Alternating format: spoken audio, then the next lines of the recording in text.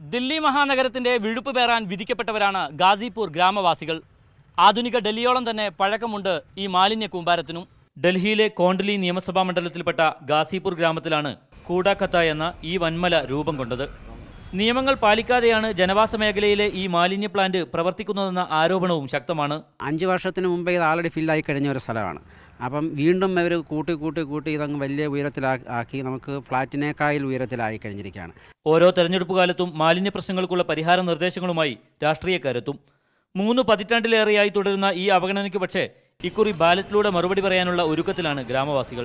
शायद इस बार EVM machine में जो है ये ऑप्शन आ रहा है, हम किसी को वोट नहीं देंगे, ऐसा भी आ रहा है. മലിനീകരണ പ്രശ്നം രൂക്ഷമായതോടെ മണ്ഡലത്തിലെ വോട്ടർമാരായ മലയാളികൾ പലരും പലയിടങ്ങളിലേക്കായി മാറി താമസിച്ചു. ഞങ്ങൾ വന്ന സമയത്തൊക്കെ കുറേ മലയാളികളായിരുന്നു, മിനി കേരള എന്നാണ് പറഞ്ഞുകൊണ്ടിരുന്നത്. പക്ഷേ ഇപ്പോൾ ഇവിടെ എല്ലാവരും വിറ്റിട്ട് ഈ മുറുകാമണ്ടിയൊക്കെ വന്നതുകൊണ്ട് അവർ വിറ്റ് ഇപ്പോൾ ഇവിടെ പോയിരിക്കുകയാണ്. അടിസ്ഥാന സൗകര്യങ്ങളുടെ കാര്യത്തിലും ഈ മണ്ഡലം വളരെ പിറകിലാണ്.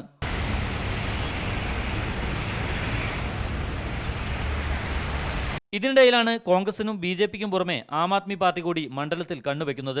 ജനവാസ മേഖലയിൽ നിന്ന് 50 മീറ്റർ അകലെ മാത്രമുള്ള ഈ മാലിന്യ കൂമ്പാരമാണ് ഗാസിപൂർ നിവാസികളുടെ ഏറ്റവും വലിയ പ്രശ്നം. ദില്ലി തെരഞ്ഞെടുപ്പിനെ നേരിടുമ്പോൾ ഇവർ ഇതിൽ നിന്നുള്ള മോചനമാണ് ഇപ്പോഴാവശ്യപ്പെടുന്നത്. ദില്ലിയിലെ ഗാസിപൂരിൽ നിന്നും ക്യാമറാമാൻ പ്രമോദിനൊപ്പം മുജീബ് റഹ്മാൻ, മീഡിയ 1.